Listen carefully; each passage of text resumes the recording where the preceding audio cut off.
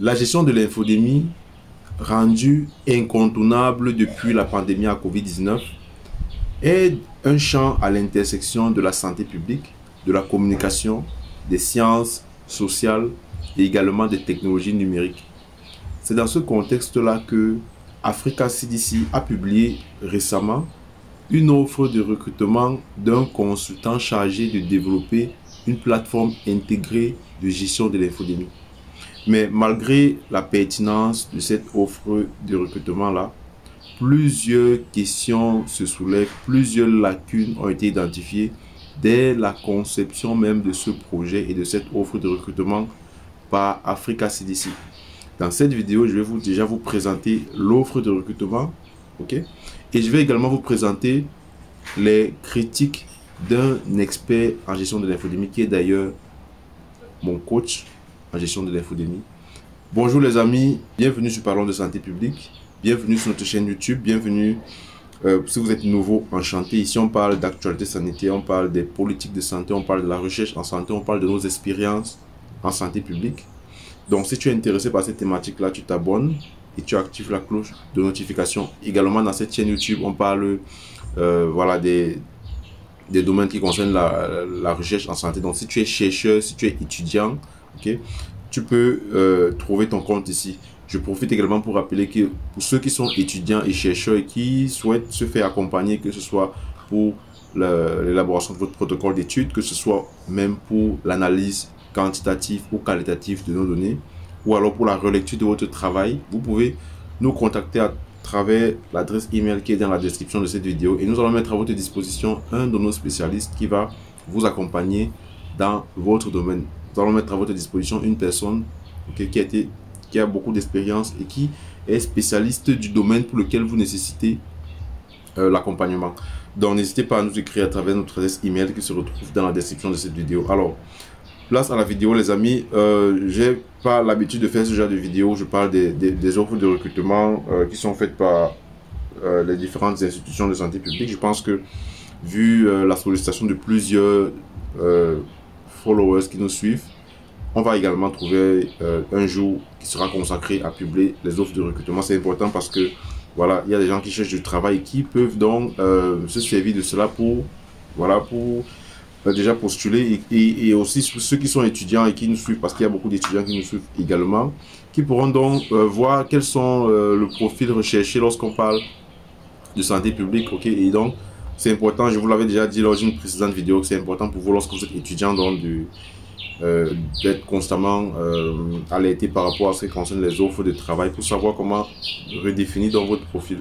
Donc les amis, aujourd'hui on parle donc de ce sujet, c'est une offre de recrutement d'un consultant en santé en gestion de l'infodémie qui a été faite donc par Africa CDC, qui vise donc à soutenir l'Afrique pour faire face aux menaces sanitaires actuelles et futures. Donc c'est publié le 8 juillet, ok, et c'est une durée de 4 mois. Le lieu, c'est le siège de l'Africa CDC au niveau de Addis Abeba en Éthiopie, et les honoraires c'est 40 000 $, ok, tout inclus.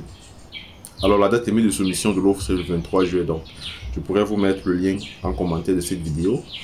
En fait, l'objectif de la mission qui a été proposée, c'est déjà de développer un système intégré de gestion de l'infodémie qui va inclure le suivi des rumeurs, l'écoute sociale, l'analyse de la désinformation. Et soulignez bien ce que je dis là, l'analyse de la désinformation, parce que on va y revenir lorsqu'on va parler des critiques.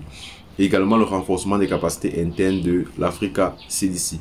Alors les tâches principales qui ont été développées, qui ont été mentionnées, c'est donc par exemple de développer la plateforme numérique, parce qu'ils veulent développer une plateforme numérique qui va permettre de suivre à temps réel l'analyse des rumeurs, qui va permettre de intégrer l'IA, ok, pour détecter également les tendances et faire une interopérabilité avec les différentes plateformes de communication des risques et engagement communautaire, ce qu'on appelle généralement la CREC.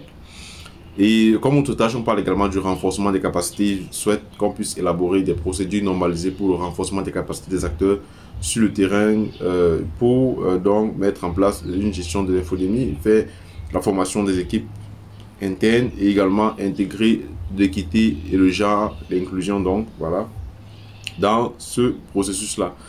Les livrables attendus, donc c'est une plateforme qui a été créée, c'est les SOP et outils opérationnels, c'est le rapport de formation, le rapport à mi-parcours, le rapport final et le dossier de transfert des connaissances et la documentation technique. Donc, le profil recherché ici, c'est, on parle d'un master en santé publique, en data science, santé digitale ou domaine connect. Et on parle également d'une personne qui a une expérience de minimum 7 ans en gestion de l'infodémie ou en système numérique. Et notez également ce que je vous dis là. On parle de 7 ans en expérience de gestion de l'infodémie. On va revenir là-dessus. Alors, je vous passe les documents fournis, les critères d'évaluation et tout, mais vous pourrez le voir lorsque vous allez consulter vous-même l'offre. Je pense que le plus important pour nous, c'est de revenir directement sur la critique qui a été formulée pour cette offre de recrutement là. Donc, figurez-vous que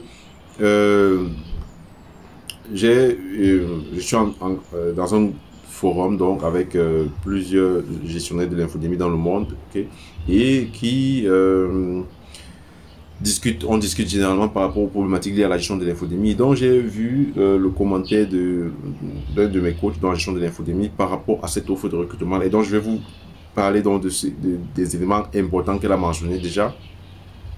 Le premier élément qu'elle a mentionné, c'est le fait que l'objectif dans cette offre de recrutement-là, c'est donc de recruter une personne qui va lutter contre la désinformation et les fake news en développant la plateforme numérique et faire le suivi en temps réel. Et ça, c'est le premier point qui ne marche pas parce que justement, la gestion de l'infodémie, c'est pas simplement la chasse aux fake news. Et ça, on le sait, toute personne qui a fait la gestion, la formation intégrée, la formation immense et compréhensive en gestion de l'infodémie, c'est que la gestion de l'infodémie ne consiste pas seulement à lutter contre les fake news, mais ça consiste également à traquer les lacunes d'information, à traquer les inquiétudes, les questions que les gens se posent, ok?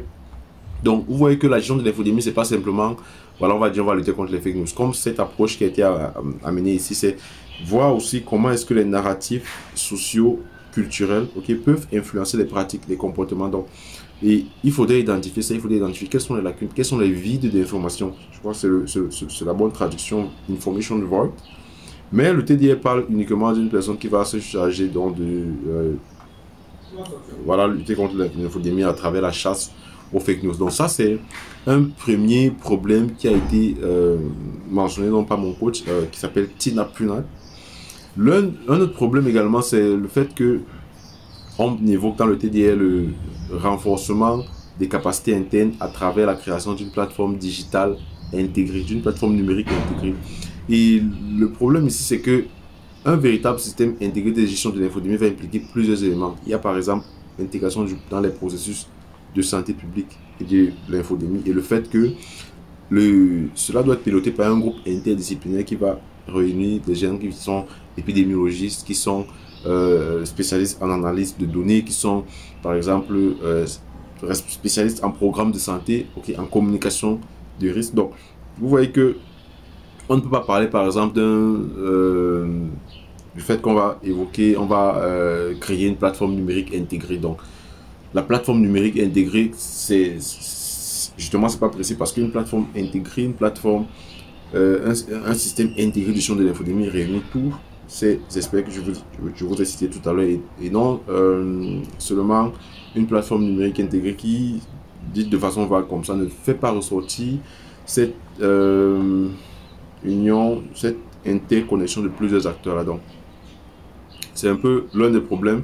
Et un point aussi également, c'est que le consultant qui a été mentionné sera supervisé par exemple, le responsable communication, par le responsable santé numérique et le responsable communication de risque et engagement communautaire. Pourtant, historiquement, d'après ce qui se passe, ok, et vous pouvez me confirmer si c'est la même chose dans votre pays, ces personnes-là ne sont pas généralement intégrées ou alors très peu intégrées aux résultats de santé publique. Donc, pourquoi est-ce qu'on va se faire superviser par des personnes qui généralement ne sont pas intégrées aux résultats de santé publique? Donc voilà une deuxième problématique par rapport à cette offre de recrutement. Alors, la troisième justement, c'est par rapport au fait que des objectifs sont imprécis et des livrables sont un peu flous.